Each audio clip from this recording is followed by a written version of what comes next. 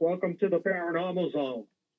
We're a podcast that's dedicated to giving a voice to the paranormal community, unchallenged. So if you call in, you want to be a guest on our show, we don't take inbound calls. So it's your narrative, your story you tell.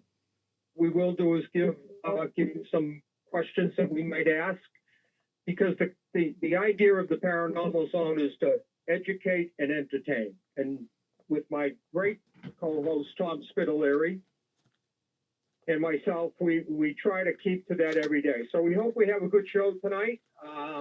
It's just Tom and I on tonight. Our guest got sick at the last minute, couldn't make it, which we respect. So Tom, take it away. All right. Well, we're coming into this summer season, obviously. And before we really get started, I want to make sure everybody knows that this Saturday night, June 7th, will be at Haunted Hilldale Cemetery for a paranormal event. The gates open at 8 o'clock at night, and we'll start around 8:30. And it's going to be a paranormal tour, ghost hunt of one of the more haunted cemeteries in the New England region. So let's hope everybody can listening in tonight will join us.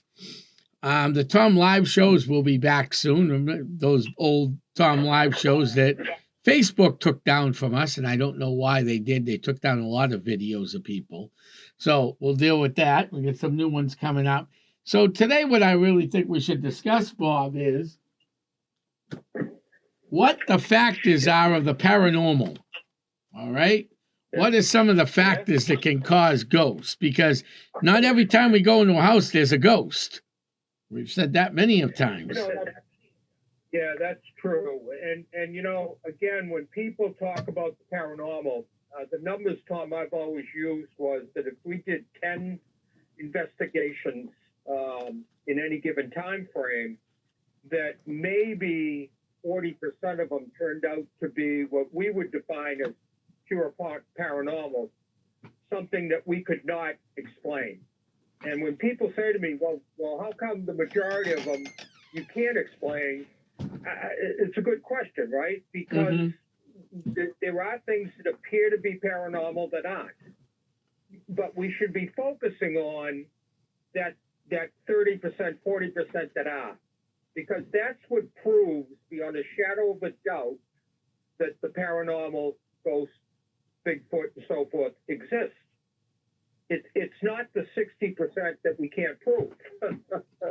Right. So you have to look at it. I think, at least, John, you have to look at it from that point of view. If one investigation can't be explained, then you can't discount the paranormal. That is correct. Right? Correct. That is correct. Now, the other thing I know that you and I both agree on, and there are people, investigators, that don't agree with this, but I'm a big guy on evidence. I'm huge on having the right equipment. That's why if you look at Bill A, his equipment is so important to the overall picture, and he does such a great job with that equipment. He's the best tech guy in New England, in my opinion. Yeah, he absolutely is. Yeah. And on top of being a great tech guy, which we talk about him all the time, he's also a great paranormal investigator. I think sometimes we don't look at him from that perspective all the time because he runs the equipment and does such a great job.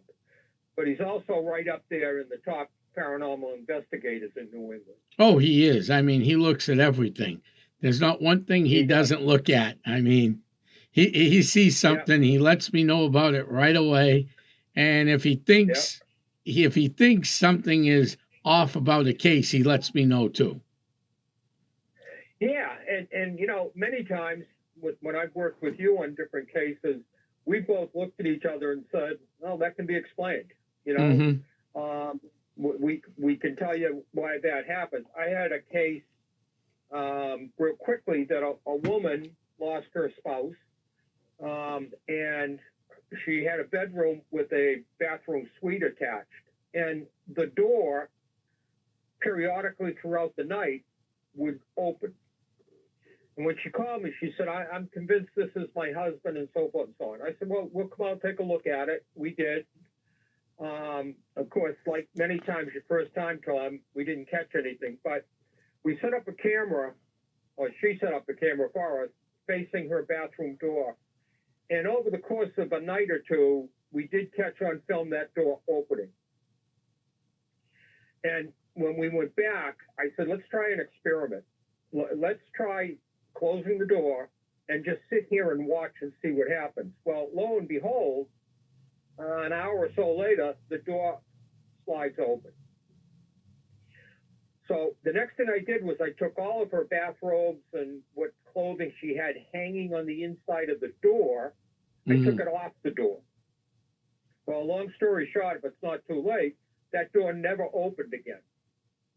So the evidence was this, that when there was a vibration in the street, like a truck, a good-sized truck, the door vibrated enough to begin to open, and the weight of the stuff hanging on the back of the door, physics, they call it, forced that door open.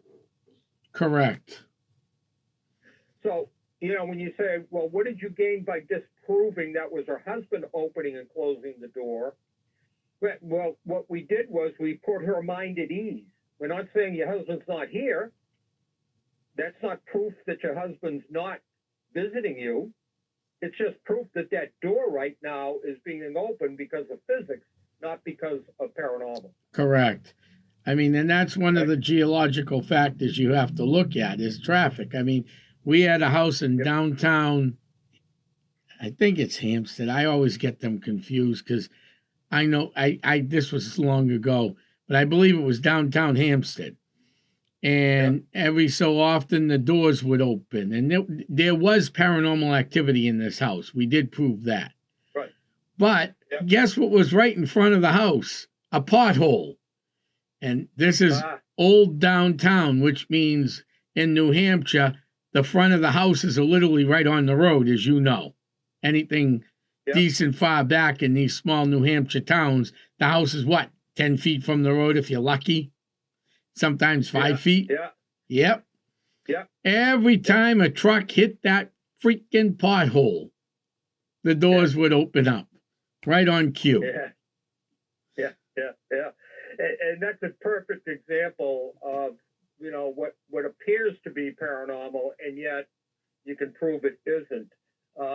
Just to give our listeners one other example, we had one, I believe it was in Plastow, a very small house, one floor, not too far back from the roadway, but maybe 20 feet, 25 feet. A little further back than house, some.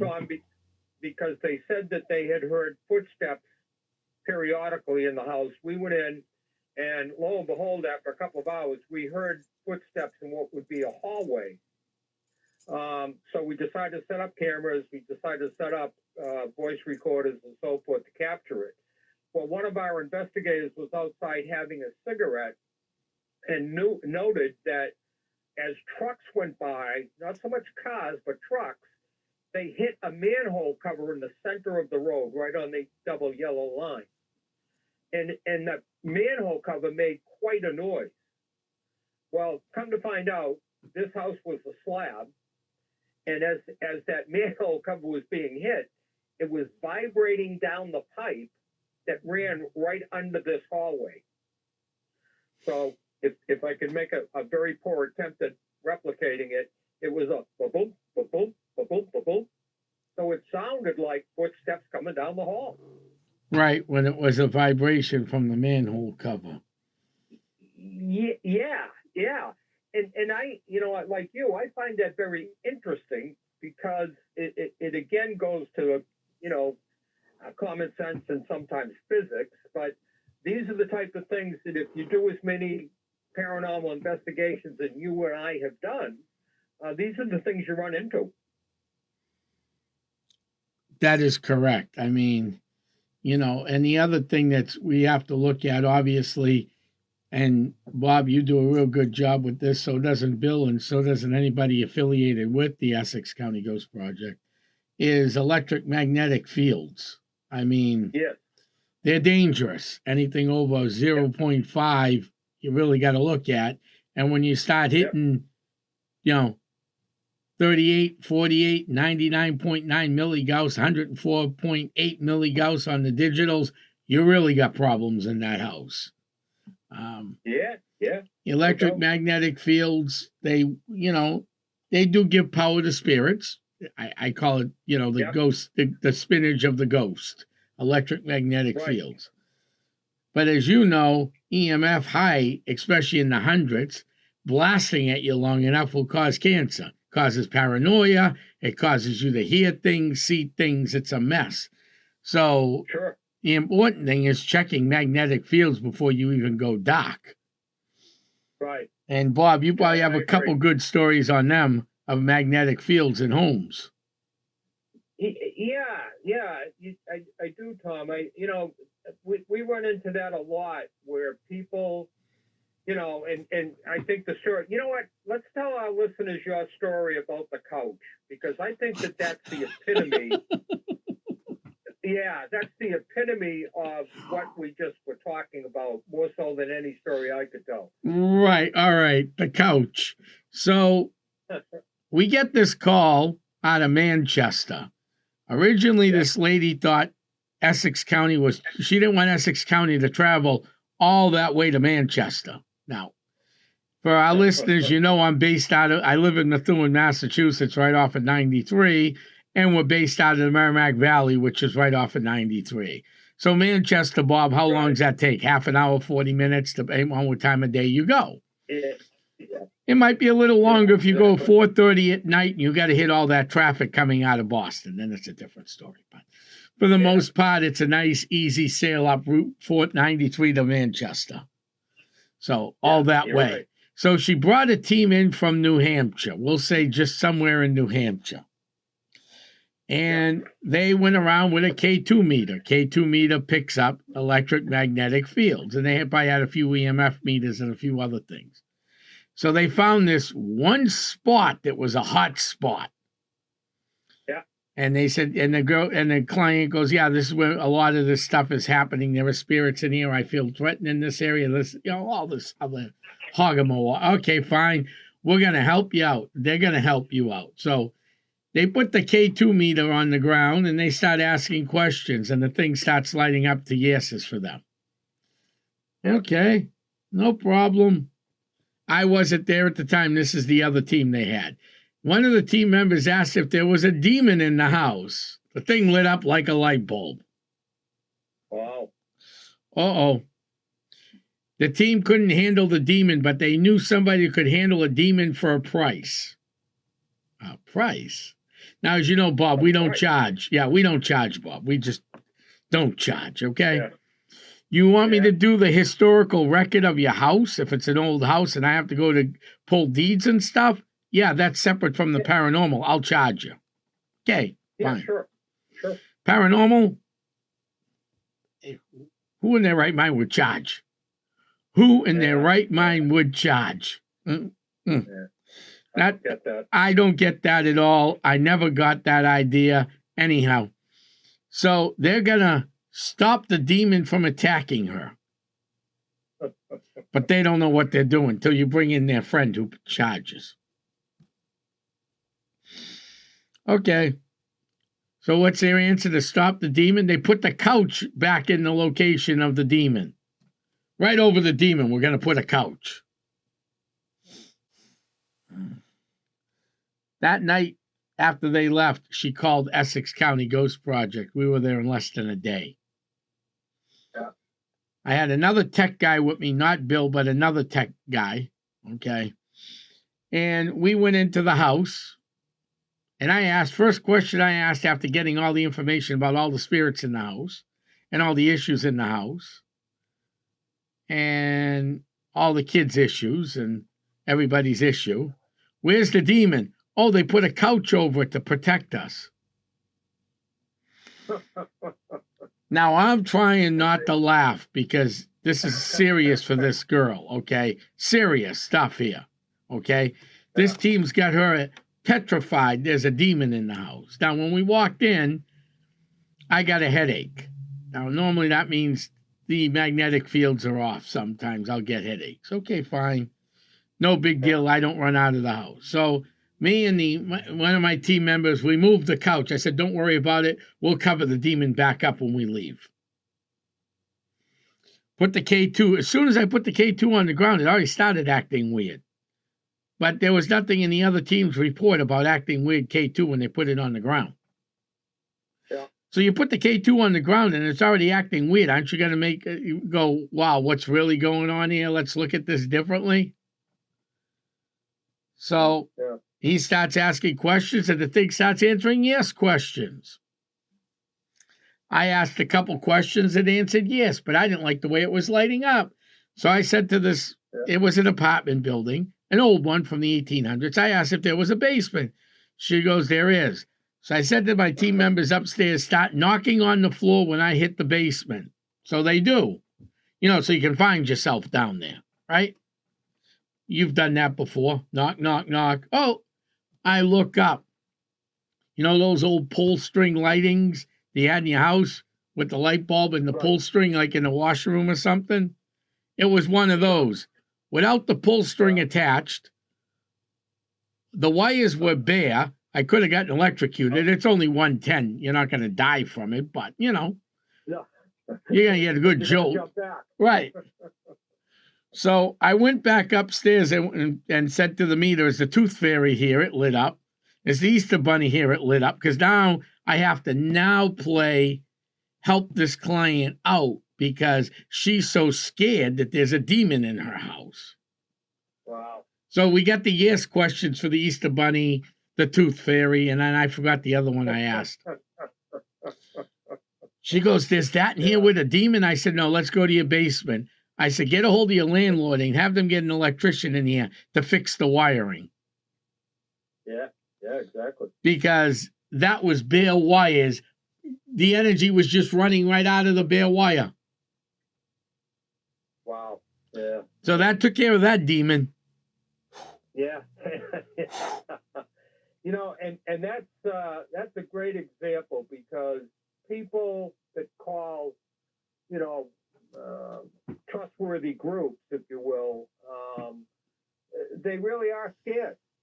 Some of them are really afraid. And when we go in there, if we don't give them 100% of our effort, we may contribute to that, and it might be unnecessary. I always say to people, I always tell them when I did it over the last 20 years, when I was real active, I used to do 2 initial visits. One, I just sat and talked to the people. Mm-hmm.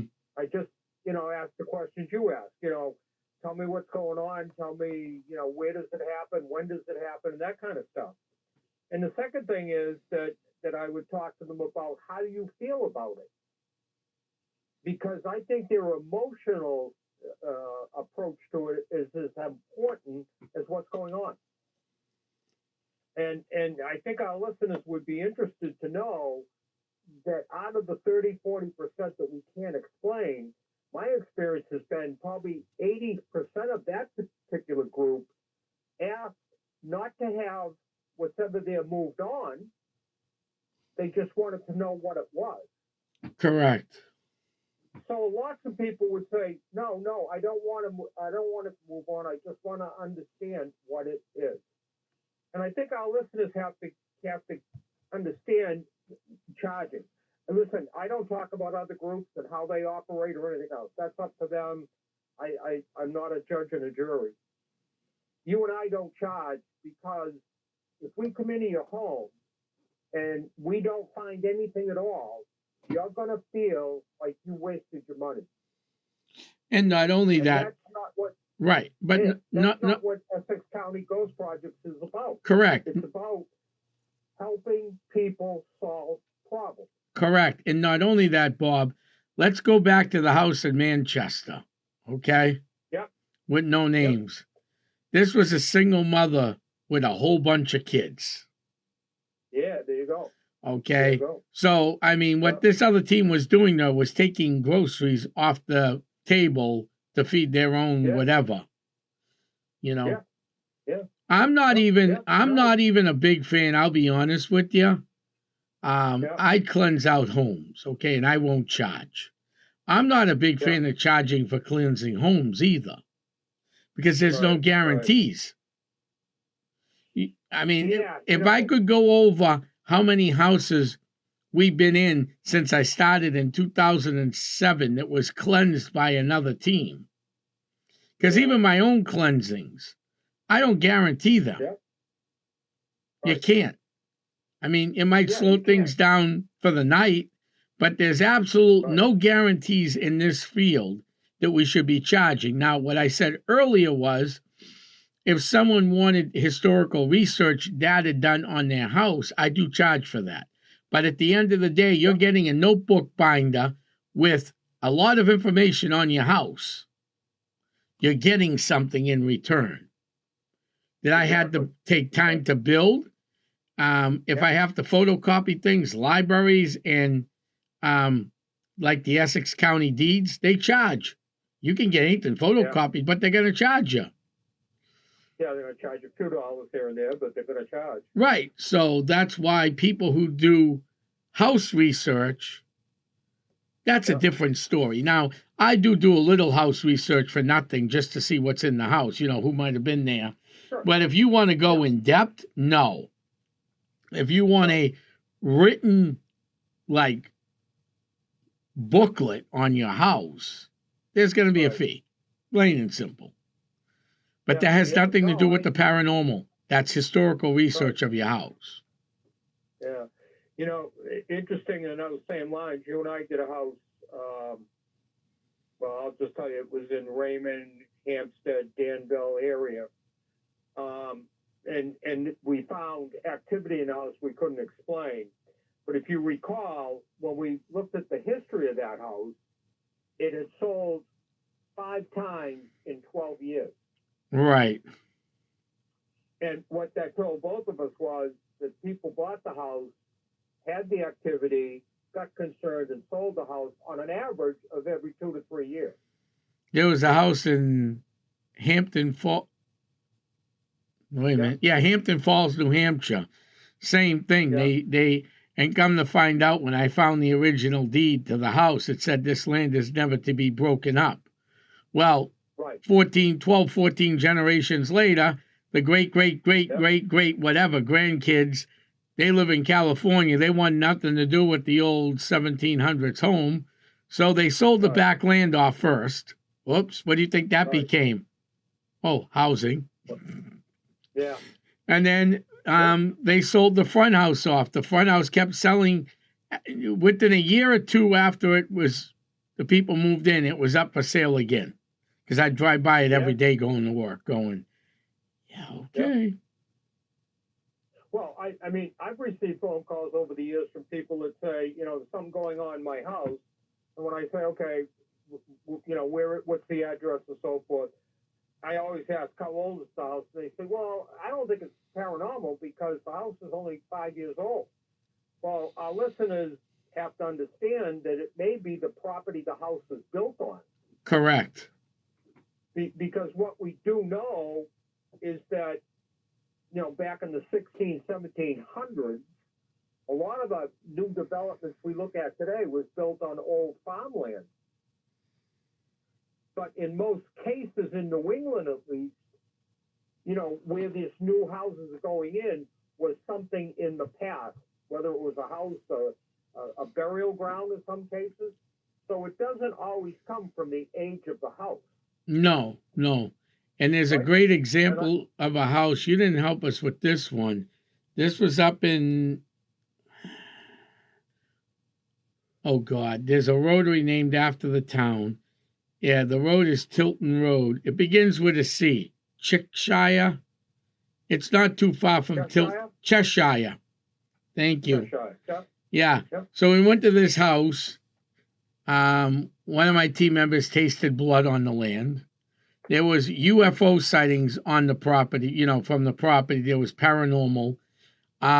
So I said, did you go? Yeah, don't bother the Historical Society. They know all about the history of this house. Oh, they do? Oh, good. I'm going to have to contact them. No. They told me no Native Americans ever walked over this land. I don't want to contact them because they don't know what they're talking about. Yeah. If the house is on Tilton Road, that means that's the road to Tilton from Cheshire. Okay? That's what that means, plain and simple. That means it Yeah. was once a Native American path. The road was. Yeah. Now, who Yeah. does it say they didn't take a left off the path to walk up the hill and walk over your yard 300, 400 years ago when we weren't here? Yeah.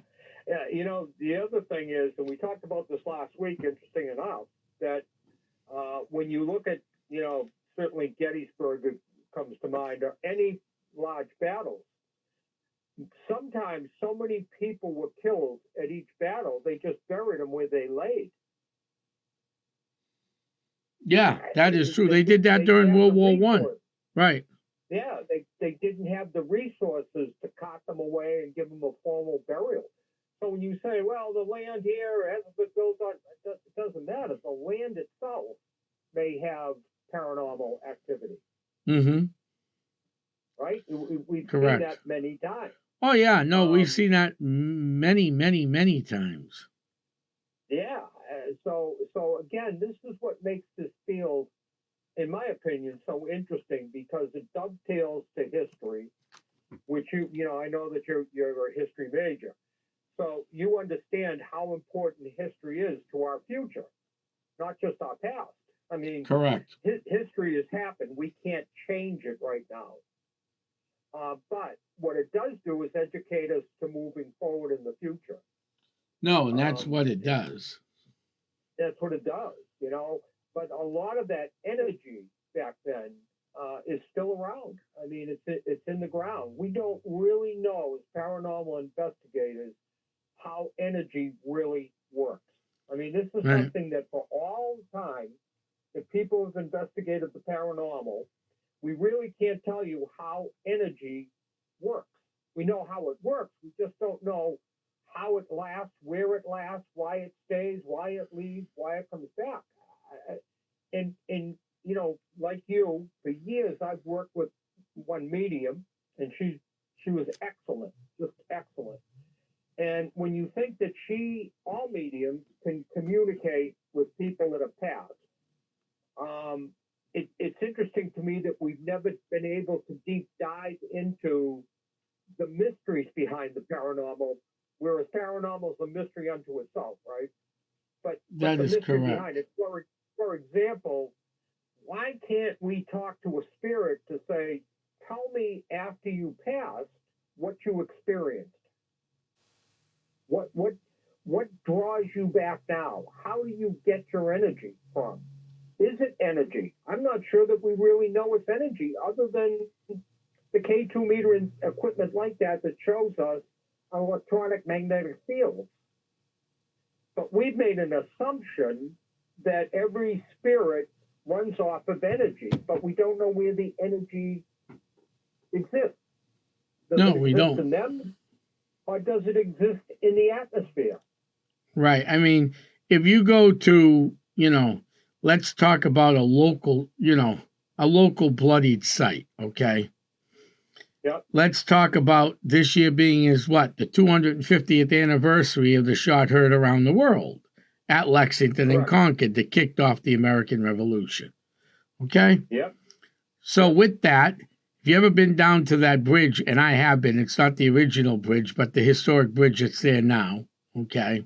Yeah, I've been there. Yeah, the energy on that land is ridiculous. Yeah.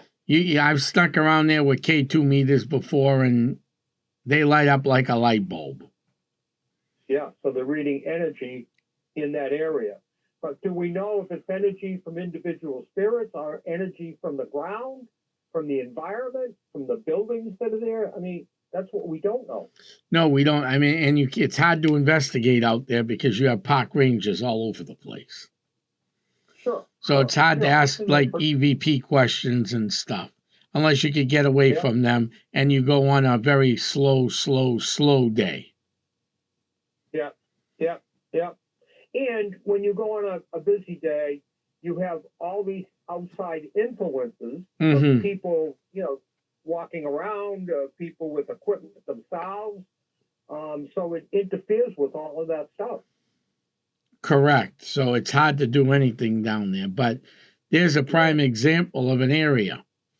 Yep. Another prime example is we live right on the East Coast over here. Yeah, I'm inland and in the Merrimack Valley a little bit, so I'm not directly Yep. on the ocean. You're not that far from the ocean, Bob. 40 minutes, No, maybe. I'm probably 10, 15 minutes Okay, from Hampton 15. Beach. Yeah. So a little further north, at the mouth of the river, of the Piscataqua Yeah. River, and I always screw that Yeah. one up, so sorry about that.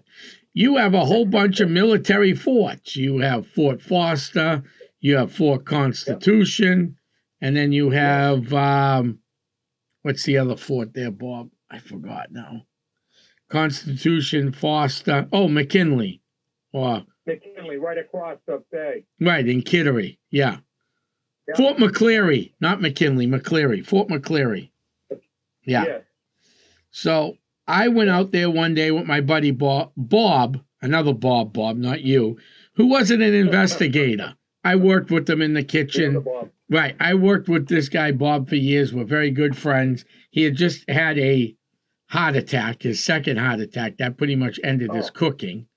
Okay. Yeah, he's in his.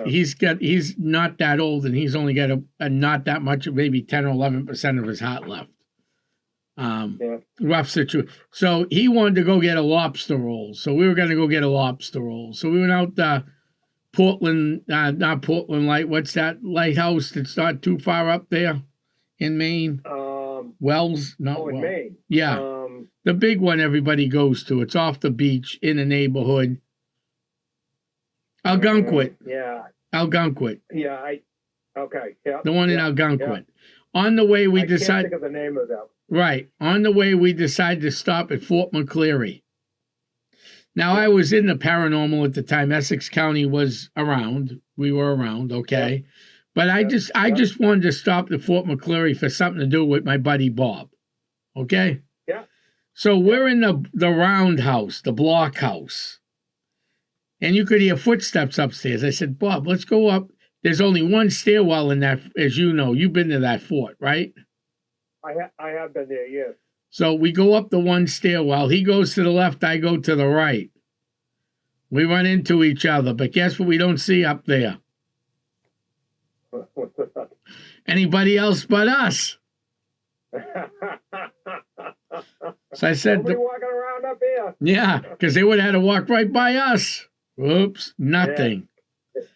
Yeah. So, I mean, there's things out, and that's a military base. So there's a military fort. So there's a lot of energy in that area. A lot of energy. Yep. Yes, there is. Right in Portsmouth, I used to work at this lighthouse as a volunteer, and now I can't remember the name of it, but there is a Coast Guard station right there also. It's the fort that's right across the bay. What's the name of it? Fort Constitution. Yeah, Fort Constitution. And it is accessible all the time. What you have to do when you go through the gates, you have to stay on the path leading to the fort. You can't vary off the path because it is a formal military base. Correct. They allow access to Fort Constitution. Well, there's also a lighthouse there, and I'll tell a quick story about that. I was volunteering there one day. It was in the summer, and we decided to go tours of the lighthouse. The lighthouse, with some of us, the work there was very, very active. You'd hear voices up in the stairwell. You'd hear people climbing the stairs and come down, and we went up to something there. But real quick, what happened was we were up in the tower, next to the light, and we were telling this story of Keeper Josh and how he was there for years of us. So somebody asked me, is Josh still around? I said, well, I'll tell you what we'll do. Let's just do a quick mini investigation. We'll ask some questions and see what we get. Well, we asked a couple of questions. Can you touch me? Are you there? Can you, do this and that? So as a last resort, I said, Josh, if you're with us, Joshua, if you're with us, can you light the light? Now, let me set this up. Broad daylight, Okay, so no darkness, no nothing like that. It was probably mid morning, sun is out, and it didn't light. So I said one more time, Joshua, just light the light once, just so these people know you're here. And it didn't light. Well, about 30 seconds or so later, we were getting ready to leave, and all of a sudden the light turned on. Now, if you've never been in a lighthouse up in the light area, when that light comes on, two things happen. First of all, it's very loud. It makes a startup sound that's scary, but it is also so bright and hot. It's amazing. Mm-hmm. So when I come down, I walked over to the Coast Guard station, and which is kind of attached to Fort Constitution, and knocked on the door. They answered. I said, just got a question on the lighthouse. The light just came on, and he said, wait a minute. He got somebody to come down, and they said, yeah, we saw, our equipment showed the light came on. So I said, well, how does that happen? I mean, did we trip something? Did you guys turn it on by mistake? He said, no, it's light sensitive, so it doesn't turn on until at night. Okay. So there was never an explanation of what the hell why that light turned on. Now, over the course of the next month or two, I used that many times, and we did get it to turn on once or twice again. So that's the case that I started to say earlier, that's what can't be explained. It just can't be explained. And that's what you have to focus on to say, okay, something turned that light on.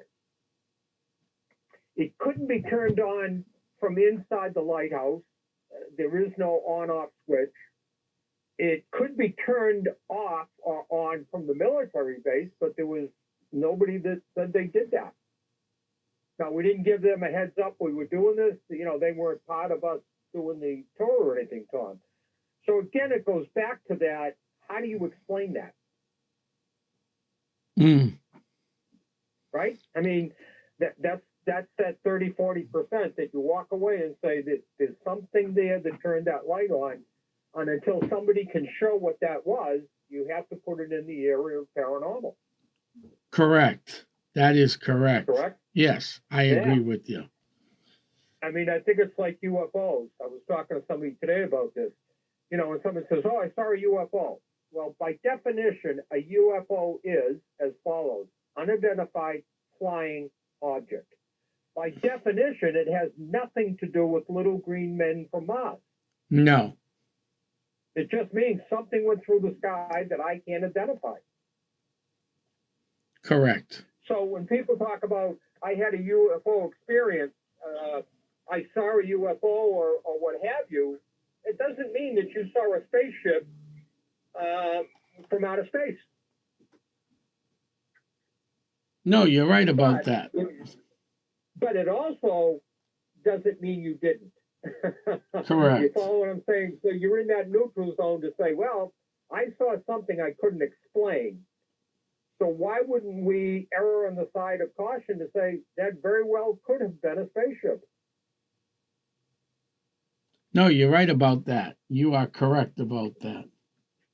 So when we see something paranormal, why can't most people step back and say, hey, that had to be something I can't explain? And we have seen a shift of attitude towards ghosts and spirits and UFOs and everything in the last 10 years, where, without getting into specific names and examples, we have priests today, confirmed Catholic priests, that believe in the paranormal, that in some cases have their own paranormal team. 15 years ago, you would have never seen or heard that, ever. No, you wouldn't have heard that. Right? So it shows that there's a shift in the paradigm of how people are thinking today. And I think it's wonderful. You and I mean, we've been friends for 20 years, so we've talked a lot off record and on record, but I think that we both agree that true paranormal investigators or UFO investigators we're really looking for the truth. And I've said many times, I don't care where that truth takes me. If somebody in the next 5 years proves there's no such thing as ghosts, they don't exist, and I can prove it, okay, I can accept that. Right. What I can't accept is ruling it out without data to prove it, just like I don't think anyone should rule it in without data to prove it. No, I agree with you 1,000%. Right? You know, and that's why we teach our investigators that evidence recovery is so important. Mm-hmm. Now, we also know, Tom, you and I have experienced over 20 years, you could show the best picture or video of a ghost, a shadow figure, a UFO, whatever you want. And 50% of the people that look at it are going to say that's Photoshopped. Right, and the other 50 are going to go, wow. Wow. So, you know, I feel bad for the 50 that just want to accept it's Photoshop, but I can't deal with that 50%. No. You know, if you think that I put a photo out here that I Photoshopped, you have to then ask, why would he do that? I'm not paid for it. I've never made a nickel on a book or video or anything, not one nickel. So why would I put a fake picture out there? To what end? I don't have to prove to anybody ghosts exist. I just got to prove it to myself. Correct. Right? No, you're right. I think that's why groups like Essex County Ghost Project trains people when they come to you, that you spend time showing them how to capture evidence, recover evidence, and do an investigation the right way. Where I think other groups just buy T-shirts, frankly, and off they go. Hey, listen, that's good. You do it the way you think is best. But I think Essex County Ghost Project, first of all, it's been around for 20 years. It's been established. It's got probably, in my opinion, humble opinion, it is the premier paranormal investigative group in New England. Well, thank you, Bob. Well, that's because of you, and I give you total credit for that. You started it. You run it. You've run it for 20 years, and we all experience good times and bad times, right? I mean, correct. You know, one point when I ran my group, I had 18 investigators going. You know, 6 months, a year, 2 years later, we have 0. So, you know, they come and they go, Tom. Right, you know, and that's okay. The strength is in the leadership of the team. There you go. There you go. And the other part of putting a team together is you have a team of like minds. Not minds that you control, but just like minds. Right. If you look at the ghost hunters from Rhode Island, okay, you know, they never went in with the theory to debunk everything. They went in with the theory to look at everything. And that's the difference today. If you go into an investigation today as a team and you're hell-bent on proving something is there, well, you're going to come up with a lot of false hopes, in my opinion. Right. But if you go in there with an open mind to say, let's put the evidence out there, the equipment and everything else, and then review everything like Essex County Ghost Project does, then you come to that final conclusion. Correct. So, and that's how we get I to the end encourage of people to send us an email at paranormalnh@yahoo.com. Honestly, I said to our listeners today, not a lot of you were taking advantage of that. Well, listen, that's free to you. You can remain anonymous. You can ask us any questions. If you'd like to join Essex County Ghost Project, that's an avenue for an interview. And this is all free to you. There is no hidden charges. There's no, well, they'll look for my date of birth, my social security. No, we don't need your date of birth. We don't need your social security number. You know, we just need your name. Right, exactly. So we know what to call you, right? Yeah. And I think anybody out there that's still interested in the paranormal or the UFOs, UAPs, send us an email. Let us know that you're interested. We'll train you. It doesn't cost anything. We don't charge for training. So this is an opportunity for people to call in, to email in, and somebody will get back to you within hours of your email. I check that email every day, almost every hour I look at it. Right. So, yeah, email us there and let us know what you think. And if you have a case you want us to look at, and hey, I'll talk to anybody right now because of this show, Bob.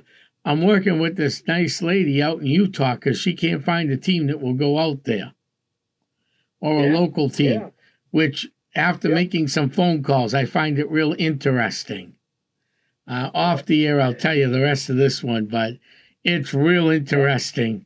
What type of control people think governments and big money have over people. Well, yeah, I mean, private property is private property. If your private property abuts, well, an area that's got some paranormal activity that you don't want videoed, guess what? You can't stop it as long as you're on their private property.